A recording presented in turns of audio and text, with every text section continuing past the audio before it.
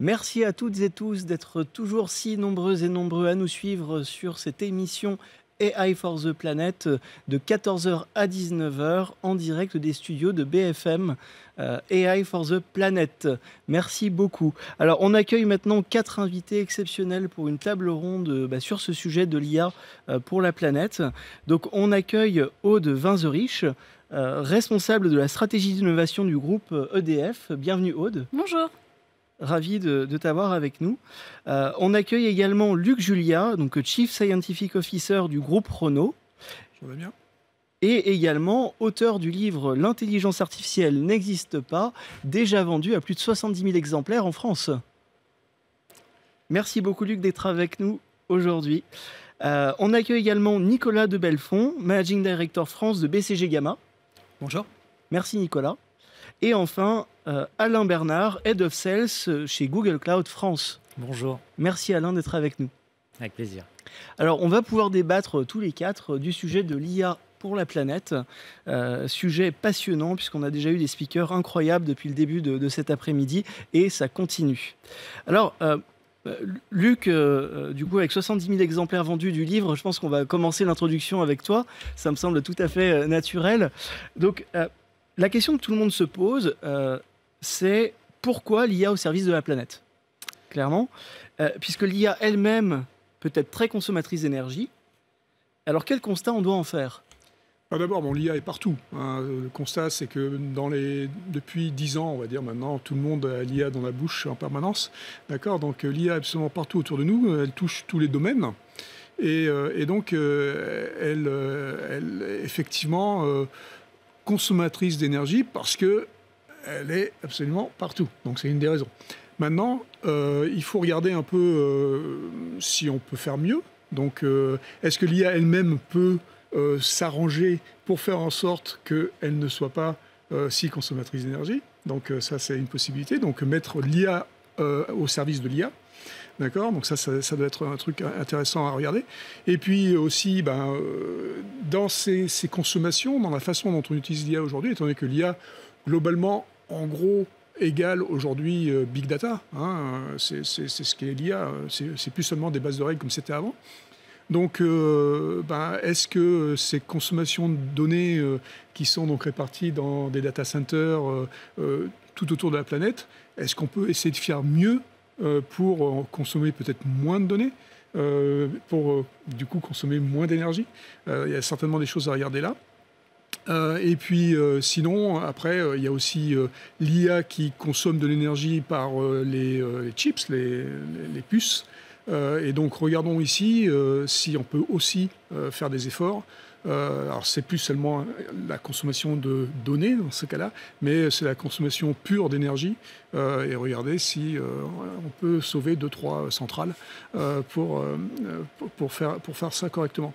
Voilà, donc l'IA est partout, c'est surtout pour ça qu'elle consomme beaucoup, mais l'IA est partout, c'est surtout pour ça qu'elle peut faire quelque chose pour sauver la planète. Donc du coup, la solution serait une IA plus responsable au service de la planète, c'est ça? Tout à fait, l'IA est responsable parce qu'a priori, quand on fait de l'IA, le but du jeu, c'est quand même de faire quelque chose pour nous, pour l'humanité, donc pour la planète. C'est a priori ce qu'on veut faire. Maintenant, de temps en temps, il y a un peu des choses dont on ne s'aperçoit pas forcément quand on crée ces IA, parce que des fois, c'est comme un peu au début du XXe siècle, quand Marie Curie a créé ou découvert l'atome. Peut-être qu'elle ne pensait pas que ça allait faire une bombe atomique. Donc, nous, c'est pareil. Des fois, on se rend compte que les directions qu'on prend ne sont pas forcément les bonnes. Et il faut qu'on fasse attention. Et il faut qu'on préserve notre planète. C'est pour ça qu'on veut faire de l'IA responsable. Je vais un peu plus loin, mais alors comment s'assurer que l'IA sera bien utilisée et manière positive pour la planète?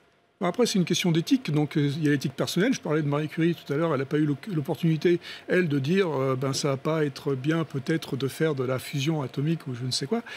Donc, nous, scientifiques, les gens qui faisons de l'IA, à un moment donné, quand on s'aperçoit qu'il y a potentiellement une dérive, il faut qu'on la mette en valeur, il faut qu'on le dise. Donc c'est l'éthique personnelle. Après, c'est les éthiques d'entreprise. Donc les entreprises elles-mêmes, comme certaines qui sont ici à nos côtés, vont dire nous, on est responsables, on fait attention. Donc on prend conscience des problèmes et on va donc prendre des mesures. Et puis après, des fois, on est obligé de réglementer. Donc la réglementation, la régulation est aussi quelque chose qui doit de temps en temps nous pousser à faire les choses correctement parce qu'on n'est pas capable ou parce qu'on ne s'est pas aperçu. Donc, dans tous les cas, la responsabilité sera celle de tout un chacun, des entreprises, de ceux qui créent l'IA, et il faut une IA responsable. Nicolas, peut-être rebondir, vous avez travaillé sur l'initiative Code Carbone pour une IA justement plus respectueuse de l'environnement. Vous voulez nous en dire un peu plus ? Bien sûr, alors Code Carbone, le point de départ, c'est exactement ce qu'expliquait Luc, c'est comment est-ce qu'on va avoir une IA qui consomme moins de ressources. Et donc, on sait, les IA, en particulier celles qu'on fait entraîner sur un grand nombre de données, peuvent utiliser énormément de ressources de calcul, puisque les algorithmes vont tourner pendant des heures pour s'entraîner et s'optimiser. Code Carbone, c'est un logiciel open source qu'on a développé. Alors, on n'a pas été tout seul, avec un certain nombre de grands de l'IA, notamment le Yoshua Bengio de Montréal, pour aider les data scientists qui développent des solutions d'IA à identifier dans leur code le niveau d'énergie que consomment leurs algorithmes, donc en regardant le temps de calcul, mais aussi en regardant la localisation des serveurs cloud sur lesquels tournent ces calculs, en regardant aussi à quelle nature d'énergie sur le réseau de distribution d'énergie ces serveurs sont connectés pour calculer un équivalent émission de CO2 de chaque partie de leur solution, et donc du coup de savoir aussi où travailler, quels endroits, entre guillemets, quelle distribution géographique aussi de la puissance de calcul optimisée pour réduire l'impact CO2. Et déjà, on pense qu'en faisant prendre conscience de l'équivalent CO2, qu'ensuite on peut traduire en, ça veut dire tant d'heures de voiture, tant de consommation énergétique d'une télévision, etc. Bon, voilà. On est en capacité d'aider à optimiser. On est clairement sur la mesure en fait, de cet impact. Aude, peut-être rebondir sur le fait qu'une IA frugale, donc c'est aussi à ceux qui codent l'IA d'être responsables, quid de la formation finalement des data scientists. Je crois que dans le groupe EDF, vous êtes attaqué à ce sujet-là. Oui, exactement. En fait, il y a 4 ans de ça, on a vraiment voulu faire de l'IA un levier de transformation de l'entreprise et on a accéléré donc cette dynamique qu'on avait déjà en place. On a par exemple, il y a 2 ans, commencé à mettre en place une ambition IA pour le groupe. Et lors des ateliers de co-construction avec les métiers, les experts, pour identifier vraiment les axes les plus importants sur lesquels on voulait travailler, l'identité IA pour le groupe EDF est apparue comme quelque chose d'extrêmement important pour tous. Et on a défini du coup une identité IA pour notre groupe qui va vraiment cadrer nos projets d'IA avec 3 piliers principaux. Le premier, ça va être une IA au service de l'humain. Le deuxième, une IA de confiance. Et le troisième, du coup, une IA qui va minimiser l'impact sur l'environnement. Alors, comment ça se traduit très concrètement ? En fait, on va avoir 2 axes de travail. Le premier, c'est vraiment d'avoir, on va dire, des bonnes pratiques qui vont nous permettre d'optimiser notre façon de développer et ensuite de maintenir ces intelligences artificielles de façon à ce qu'elles soient le moins consommatrices d'énergie possible. Donc, par exemple, on est en train de tester Code Carbone sur nos pipelines de développement, donc outil open source qui va permettre en fait aux data scientists de pouvoir vraiment mesurer très concrètement ce qu'ils sont en train de coder, de voir un peu cet impact-là. Et puis le deuxième volet, on en parlera après, ce sont des cas d'usage qui vont nous permettre de réduire notre consommation d'énergie. Donc en fait, pour ces data scientists, en fait, on s'est vraiment dit qu'il fallait les sensibiliser parce que très souvent, ils n'avaient pas conscience de la façon dont ils pouvaient développer et ce qui pouvait vraiment avoir un impact sur l'environnement. Donc c'est passé vraiment par des sessions qu'on est en train de déployer de sensibilisation pour les data scientists, pour qu'ils mesurent en fait, on va dire un peu le... Alors, on ne va pas parler de retour sur investissement, mais ce retour sur environnement, en tout cas, de ce qu'ils sont en train de développer. Mais ce qu'on retient, donc, c'est la formation et la mesure de l'IA et de sa performance environnementale. D'ailleurs, aujourd'hui, et c'est un grand sujet cet après-midi, puisque l'IA pour la planète, ça veut dire une IA à l'échelle, face à des enjeux qui sont planétaires. Et pour faire de l'IA à l'échelle, il faut du cloud. C'est l'ingrédient incontournable. Alain, est-ce que là-dessus, on pourrait en dire quelques mots? Et d'ailleurs, quels sont les engagements côté Google Cloud sur ces sujets environnementaux? Oui, comme ça a été dit en introduction, IA veut dire beaucoup de données, beaucoup d'infrastructures, beaucoup de cloud et donc beaucoup de consommation énergétique notamment. Donc beaucoup d'actions côté Google depuis sa création, donc 3 décennies. D'abord, c'était en 2007, on est devenu neutre en carbone, c'est-à-dire qu'en fait, par exemple, vous prenez un data center en Belgique où 68% des émissions sont sans carbone et 32% avec carbone. Les 32% étaient compensés par l'achat d'énergie renouvelable. En 2017, on a atteint 100% d'énergie renouvelable. On était la première entreprise à le faire. Et d'ailleurs, on est peut-être, je crois, le plus gros acheteur mondial d'énergie renouvelable. Et puis, mais ce n'est pas ça l'objectif. L'objectif ultime, bien sûr, c'est de devenir zéro carbone. Donc, c'est-à-dire avoir plus aucune émission de carbone. Donc ça, c'est un objectif qu'on s'est fixé à 2030 sur lequel on travaille. Et là, je vais reprendre les termes qu'a utilisé Luc, c'est-à-dire que c'est de l'IA au service de l'IA, c'est-à-dire que dans nos data centers, on utilise tout un tas de techniques d'intelligence artificielle qui vont permettre de réduire les consommations énergétiques, de réduire les émissions, etc., au niveau des puces, au niveau des serveurs, au niveau de la façon dont on code, etc. Donc finalement, ça va être faire cette transition énergétique de la data et de l'IA, ça va être le rôle à la fois de ceux qui codent l'IA, de ceux qui utilisent l'IA et ceux qui offrent l'infrastructure pour l'IA. Donc c'est un petit peu un travail collectif, j'ai envie de dire. Oui, tout à fait. Enfin, ce que je disais, c'est un travail collectif. Et puis, c'est vraiment important au niveau des data centers, parce que sinon, effectivement, on n'est pas dans un cercle vertueux de faire ce travail. Donc ça va depuis la conception des produits. En fait, on parlait des puces sur lesquelles tournent les algorithmes de machine learning. C'est des puces qui tournent donc des calculs énormes, des calculs très complexes.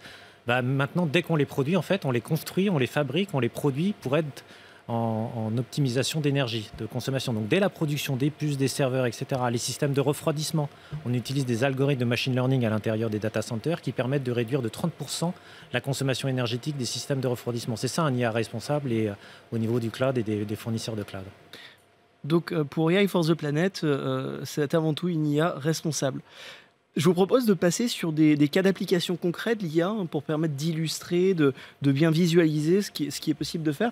Aude, peut-être commencer sur un cas d'IA pour l'économie d'énergie chez EDF, dans le groupe EDF. En fait, on a déployé plusieurs cas d'usage qui visent vraiment à optimiser, on va dire, la consommation d'énergie. Et là, l'IA peut vraiment être un appui à expertise pour augmenter, on va dire, cette expertise de l'humain et essayer d'optimiser cette consommation. Alors, on peut prendre 2 cas d'usage, par exemple. Un premier qu'on utilise vraiment pour l'interne, qui va nous aider à optimiser nos opérations de maintenance sur des grosses pièces qu'on appelle des générateurs de vapeur. Et en fait, ces générateurs de vapeur, il faut vraiment les voir comme une bouilloire. Et cette bouilloire va s'encrasser régulièrement. Et c'est plusieurs facteurs qui vont venir influer sur cet encrassement. Et là, l'IA, en fait, va nous permettre, par des calculs qu'un cerveau humain n'est pas en mesure de faire, d'identifier quels sont les facteurs les plus influents. Ce qui va nous permettre 2 choses. Le premier, c'est d'essayer de minimiser, en fait, cet encrassement, puisqu'on connaît les facteurs et donc on va réussir à les identifier et essayer de faire en sorte que ça s'encrasse le moins souvent possible, et aussi de pouvoir appuyer nos experts pour pouvoir réaliser les opérations de maintenance au juste moment, parce qu'une opération de maintenance et de nettoyage, ce sont des produits chimiques et on a un impact environnemental qui ne va pas être neutre, même si on essaye de l'optimiser. Donc ça va être un premier cas d'usage qu'on utilise nous en interne. Et puis un autre également, c'est vraiment au service de nos clients industriels qui souhaitent également maîtriser leur émission de CO2 et réduire leur consommation d'énergie. Et là, on leur propose un service qui va être un appui, encore une fois, à de l'expertise en génie électrique pour pouvoir identifier, grâce à une plateforme d'IA et d'IoT, identifier en fait des dysfonctionnements sur des installations électriques qui interviendraient en fait sur les installations de cette industrie qui va être notre client, mais en fait on va les détecter très tôt, parce qu'en fait une machine qui est défaillante va être encore plus consommatrice d'énergie, et là c'est l'énergie, on va dire, gaspillée. Donc plus on est en mesure de l'identifier vraiment avant que ça casse, avant que ce soit défaillant, plus on va l'aider à économiser cette énergie. Alors, donc, du coup, réduction énergétique grâce à l'IA. Nicolas, vous avez travaillé avec le WWF sur une solution de détection des zones les plus à risque de déforestation. C'est bien ça, donc un cas d'usage pour préserver la forêt, Ouais. un très beau cas d'usage. Est-ce que tu veux nous en dire plus? Bien sûr. Alors, pour juste donner un peu de perspective, donc chez Gamma, on travaille beaucoup sur les sujets AI for Good avec 4 thématiques. Thématique santé, alors la crise nous a donné l'occasion de faire un certain nombre de choses. Éducation, notamment dans les pays les plus défavorisés. Protection de l'environnement et réduction des émissions de CO2. Sur la protection de l'environnement, effectivement, on a travaillé, comme tu le disais, avec le WWF pour utiliser, à partir des données d'imagerie satellite, construire des algorithmes qui permettent effectivement de détecter, alors en particulier dans des zones comme l'Asie du Sud-Est où la déforestation est un très gros sujet, les zones à un niveau très très granulaire où on avait un risque d'accélération de la déforestation pour que le WWF puisse intervenir localement auprès des pouvoirs publics, mais aussi auprès des agriculteurs, etc., avec des approches alternatives pour justement freiner la déforestation dans ces régions. Donc un cas on est dans la prévention, l'IA pour prévenir la déforestation, donc un très beau cas d'usage. Alain, je reviens vers toi. Google Cloud, c'est une entreprise mondiale, donc beaucoup de cas d'usage. Ouais. Est-ce que tu peux peut-être nous en citer un et dans un second temps également nous parler de l'IA pour un déploiement global? C'est-à-dire qu'aujourd'hui, on a des cas d'usage très précis, qui sont parfois locaux ou dans certains pays, mais comment, à l'avenir, rendre le cas d'usage planétaire? C'est le vrai enjeu qu'on a traité d'ailleurs aujourd'hui dans plusieurs tables rondes. J'ai pas mal bien sûr pas mal d'exemples, pas mal de cas d'usage. J'ai parlé évidemment de ce qu'on faisait déjà dans nos propres data centers avec ce qu'on appelle le système de l'économie circulaire, c'est-à-dire que ça part depuis la production des produits, la production des puces, l'utilisation, la réutilisation, le choix des matériaux chimiques, etc., pour justement avoir un IA responsable. Et puis avec tous les algorithmes à l'intérieur des data centers. Sur la déforestation, je voudrais ajouter quelque chose. Effectivement, parce que nous, on travaille dans le sens inverse, parce que vous savez que pour enlever ce qu'on a déjà émis, notamment en CO2 en carbone, il faut justement replanter des arbres. Et donc, on fait des pilotes dans le monde à ce niveau-là, c'est-à-dire qu'on travaille par exemple avec l'Espagne, la Californie, le Texas, pour, avec l'intelligence artificielle, identifier les zones où il faut justement remettre des arbres. Cas d'usage, d'autres cas d'usage, je voudrais mentionner deux cas qui, je pense, sont intéressants à l'échelle de la planète. Le premier cas d'usage, c'est ce qu'on appelle l'Industrial Adaptive Control. Donc, c'est un modèle de machine learning et d'intelligence artificielle qui permet de gérer et d'optimiser la consommation énergétique, par exemple, des bâtiments. Avec des partenaires, des leaders dans ces secteurs d'activité, on intègre cette technologie, donc cette plateforme, à des systèmes de gestion qui contrôlent aujourd'hui plus de 60% des grands bâtiments commerciaux dans le monde. Donc, vous imaginez ce que ça peut faire au niveau d'impact à l'échelle internationale.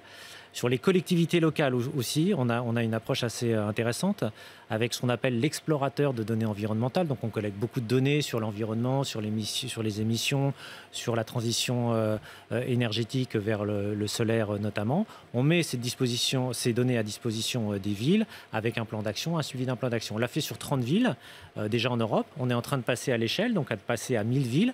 Et si on arrive à 1000 villes, on va arriver à, en termes de réduction de carbone, l'équivalent, c'est comme si on enlevait 200 millions d'automobiles de la circulation pendant une année. Donc voilà ce que c'est que l'IA pour la planète à l'échelle nationale, au niveau des villes, au niveau des forêts, comme vous l'avez dit, qui est un sujet très très important par exemple. Et puis on pourrait parler de l'énergie solaire, qui est un autre cas d'usage qui est passionnant, avec comment aider les gens, avec l'analyse notamment des toits, des zones ombragées, de la météo, à donner des plans pour justement faire la bonne transition énergétique vers le solaire. Le cas d'usage, on retiendra ce chiffre, retirer 200 millions de véhicules qui consomment de l'essence de la surface de la planète grâce à ce cas d'usage, c'est exactement ce qu'on souhaite mettre en lumière lors des AI for the Planet, c'est de se dire, si on part d'un cas d'usage, IA, localisé, quel peut être son impact global si on le fait à l'échelle de la planète. Exactement. Et c'est le vrai enjeu, parce qu'aujourd'hui, et comme Luc l'a très bien dit, hein, ça fait des années qu'on parle de cas d'usage d'IA. L'IA, elle est partout. Demain, le vrai sujet, c'est comment la rendre planétaire, comment s'assurer que l'impact soit planétaire. D'ailleurs, Luc, on va te donner la parole juste après pour clôturer sur ce débat de comment rendre l'IA planétaire. Nicolas, peut-être un dernier cas d'usage, CO2 d'ETI, là aussi on est sur un impact global, non ? Alors, on est sur des impacts globaux, évidemment. Là, c'est plutôt aider les entreprises à identifier et optimiser toutes leurs sources d'émissions de CO2. Donc, en fait, on regarde dans la chaîne de valeur d'une entreprise de manière extrêmement granulaire. Ça peut être au niveau d'un produit dans une usine pour une destination, par exemple, fabricant d'alcool qui regarde au niveau d'une bouteille produite en France pour être vendue en Italie, où le verre va être fait par un certain type de fournisseur. Mais quel est l'impact carbone de ça ?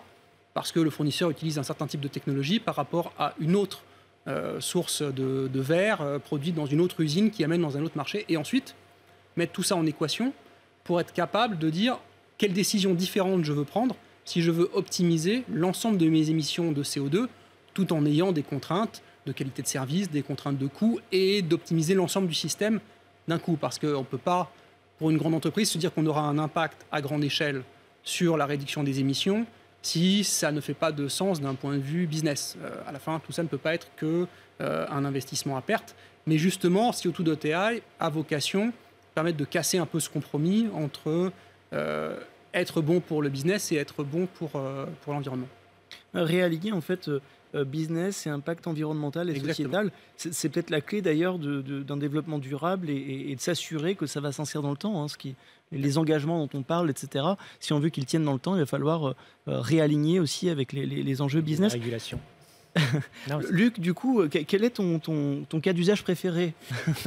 Voilà, j'aime bien ce que j'ai entendu. Hein, franchement, l'IA est trop facile maintenant, dans le sens où elle est accessible à n'importe qui. Et donc, quand j'entends, par exemple, qu'on va éduquer les gens, non seulement à faire de l'IA, mais comme j'ai dit, c'est trop facile, mais surtout à comprendre quels sont les impacts. Donc, ce dont on a parlé, ce dont on vient de parler avec EDF, c'est quelque chose de très intéressant. Maintenant, donner des outils pour pouvoir dire, voilà, c'est l'équivalent de tant et tant de lampes allumées ou de je ne sais quoi qui fait que ton algorithme n'est pas efficace pour quelque chose. Donc, faire comprendre à ces personnes qui font de l'IA sans même le savoir, donner ces outils-là, c'est très important. Et puis après, concevoir les data centers ou les puces, et depuis le départ, comprendre quels sont les impacts potentiels, c'est important. Donc, en gros, à la fin, je veux dire, ce qui compte, c'est s'éduquer. C'est comprendre. Et de toute façon, si on n'est pas capable de s'éduquer nous-mêmes, c'est la régulation qui va nous éduquer ou nous rééduquer. Donc, quelque part, il faudra de toute façon qu'on prenne conscience de tout ça et qu'on fasse juste la chose qu'on doit faire, ce qui est AI. Ce qui serait déjà très bien. Luc, tu m'avais dit, ça fait, je ne me trompe pas, ça fait 27 ans que tu fais de l'IA. Ma dernière question, ce sera, quand ça fait 27 ans que tu fais de l'IA, quel rôle l'IA devra jouer dans les années à venir pour nous aider à répondre aux défis planétaires qu'on a listés, comme le changement climatique, la déforestation, etc. Selon toi, qu'est-ce qu'on peut attendre ? Comme je dis, l'IA est partout, d'accord, hein, donc elle doit jouer un rôle d'énébleur de certaines autres technologies qui vont permettre de nous sauver, parce qu'à la fin, c'est ce qu'on est en train de dire aujourd'hui. Hein. En gros, on n'est pas loin d'aller dans le mur pour plein de choses, hein, avec le transport, avec d'autres choses comme ça. Donc l'IA, en l'injectant un peu partout dans ces choses-là, va nous permettre d'éviter le mur. Luc, merci beaucoup. Merci à vous quatre pour cet échange passionnant. On pourra en parler des heures, hein, très concrètement, surtout avec des intervenants et intervenantes aussi passionnants que vous. Donc merci beaucoup. Merci. Et n'oubliez pas, restez avec nous jusqu'à 19h en direct, en live pour AI for the Planet.